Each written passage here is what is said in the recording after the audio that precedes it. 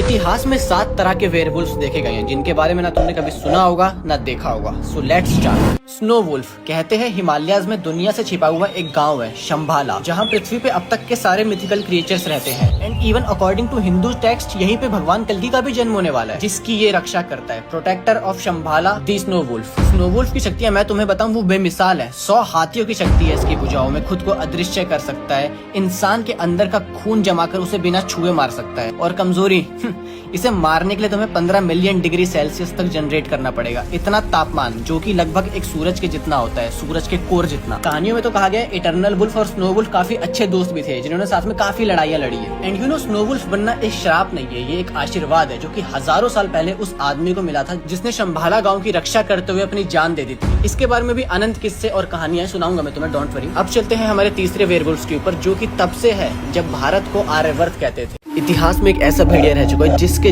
जन्म मात्र से पृथ्वी का संतुलन हिल गया था। आओ बताता हूँ तुम्हें उसके बारे में। काल भेड़िया, जिससे लाखों वर्ष पहले पूरा मध्य भारत भयभीत था। उस समय एक जंगल था दंडक वन नाम का, न जाने कितने दैत्य राक्षस भूत प्रेत वहाँ रहा करते थे और वो सब इसकी एक दहाड़ से कांपते थे। पूरे चंद्रमा की रात ये सैकड़ों ऋषि मुनि ब्राह्मणों का सर उनके धड़ से अलग कर देता था। कहते हैं 100 ऐरावत हाथी की शक्ति थी इसके शरीर में। इवन ये वक्त में पीछे जा सकता था और भविष्य को देखकर उसे बदल सकता था। उस श्रापित जंगल का सबसे बड़ा श्राप था ये। पर एक रात सब बदल गया। उसी दंडक वन के नजदीक से कुछ ऋषि गुजर रहे थे नाम जप करते हुए। तभी काल भेड़िया की नजर उन पर पड़ती है और एक ही पल में उनका धड़ उनके सर से अलग होता है। तभी एक ब्राह्मण उनमें से अपनी आखिरी सांस लेता हुआ उस भेड़िया से बोलता है, आ रहे हो। वो भेड़िया पूछता है, कौन आ रहा है? फिर वो बोलता है, जिसके धनुष की डंकार से ब्रह्मांड गूंज उठता है,